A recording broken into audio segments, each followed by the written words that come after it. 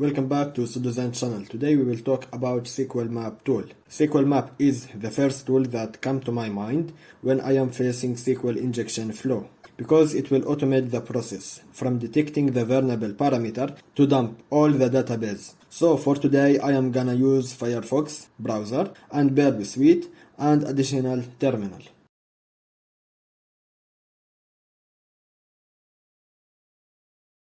So I am here in DVWA, which is Damned Vulnerable Web App. So I'm gonna start with testing GET request. First thing wanna do is taking the cookies that we have, because we just logged in, okay? I can take the cookies from here in storage, or I can capture it by using Burp Suite. Here we have the cookies. So I'm going to save it here. And after that, here we have SQL injection page with security low. So I'm gonna act like a normal hunter, which I found user input here, and I'm gonna test it using 1. Okay, it's normal result, so I want to test it with 1 with semicolon. And here we have SQL error. It's enough now to go and automate the process using SQL Map. So SQL Map gonna send payloads and test the URL, which is here in the top, and test the ID parameter, or we can identify it there in SQL Map. Let's see how the syntax will be when we are using SQL Map. So it will be like that: SQL Map and -u and identify the URL. I will take it from here, and -p to identify the parameter, which is ID. It's normal syntax, but because we logged in, we have cookies, so it will be like that. And simply I will press enter. Here SQL Map identified the database of web application, which is here MySQL. So he will skip testing payloads for other databases like Oracle and Microsoft. I will press yes here. And here he will use all the tests for MySQL. Also yes, okay.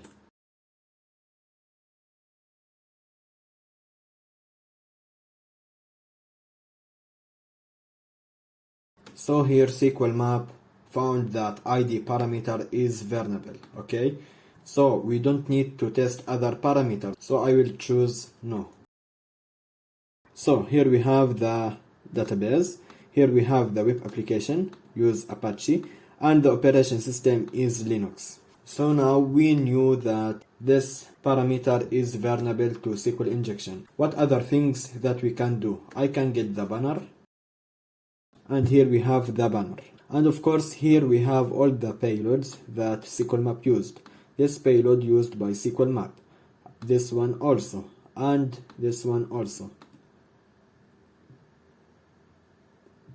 And the important thing that it shows the type of SQL injection, like here used union query to bring for us these kind of informations, okay? So in previous video we talked about user function, which let us check the user that interacts between web application and SQL database, okay? In SQL Map we can detect all the users using -- users. So here we have all the users in the system. So our user will be one of them. But let's imagine the system is like that. Each user has database, and each database has users, where the users have some or full permission to edit or show the databases. So what I'm gonna do is checking if my user has full privilege or not. So simply I will use is DBA option. Is DBA. DBA is shortcut for database admin. So my user is database admin, which means I can upload or dump or do whatever I want using this user input. So now let's dump the database. But before that I have to know the names of the existing databases. So I will use the command --dbs option, okay? So it will show me all the databases in the system. Here we have all the databases, okay? I will identify the database called DVWA. and I want to show all the tables, I will use dash dash tables and enter.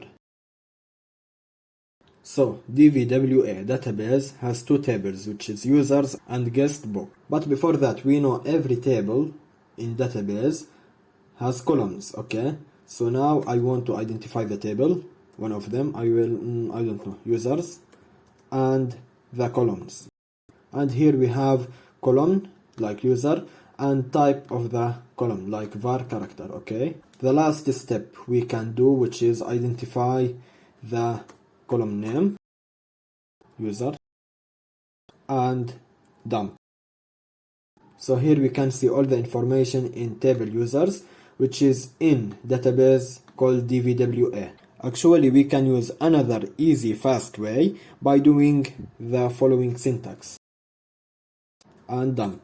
It will dump all the databases and all the tables and all the columns. So here we have all the information in the database. Okay, here we have for DVWA table guest book, and here we have DVWA table users, and other tables I think they are empty, that's why it's not shown here. We finished dumping the database using two ways when it comes to SQL map. But what is the difference between them? The first one, which when we first got the information of databases names, then tables, then columns, is better one. Why? Because if there are errors or firewall that forbid me from dumping database of some kinds of information, I can troubleshooting by knowing at which step SQL map fail from dumping database. So now let's go to exploit SQL injection in POST request. We can take the POST request using Burp Suite, Zap, or any another web proxy. So here we are in SQL map. Let's see the differences between syntax in get and post. As we said, in get will be something like that. -u identify the URL, -p identify the ID and the cookie if we logged in, and after that dump. But in post request will be something like that. SQL map -u and the URL --data and the post string, and after that -p identify the parameter, and at the end --dump. Here URL we can get it from here, but let's go and change it to post request. So again I am normal hunter, okay, but let me turn on Burp Suite, and here, okay, here we have 3 submit, and here we have our request, which is here. So our post string is here. So I'm gonna take it, copy, and put it here, paste. And here the normal URL, which is here.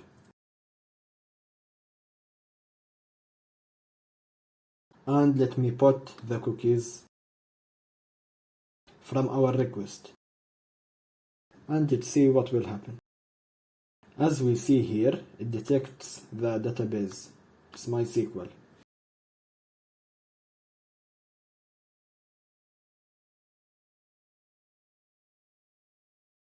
So again here SQL map said that post parameter ID is vulnerable. So do we need to test others? Actually no. So again here we have all the information in the system. And here the payloads that used. Again, here the payloads that used by SQL map. Actually there is another possible easy way, which is I will save the normal request as text. Here I will save it item and rec SQL.txt, and after that I don't need to use all of them. But let me go to the file first, and the syntax will be something like that. SQL map -r and identify the request, which is rec SQL.txt, and identify the parameter, which is -p id, and let me dump it again. I will use --dump. So as we see here, again we have all the information for this database.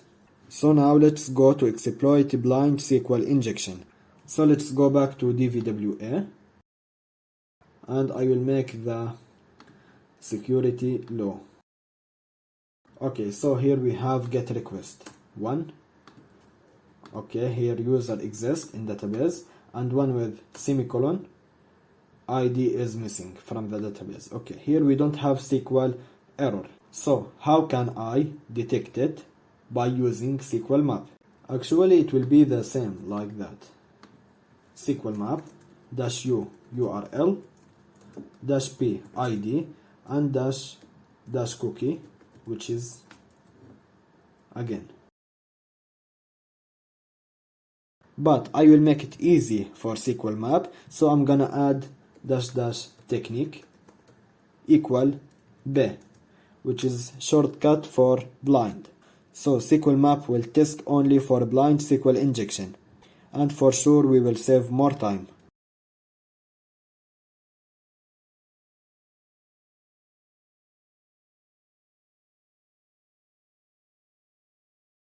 So the error I made here, which I take the URL when I added semicolon to the number 1. So I will take the URL but without semicolon. So let's see, it will work or not. I think the cookie that I took, which is here, it's wrong. So if I change it to low, it will work or not. Let's see. Here the SQL map is brute force, okay, while he is dumping the database. That's why SQL map make it easy for us.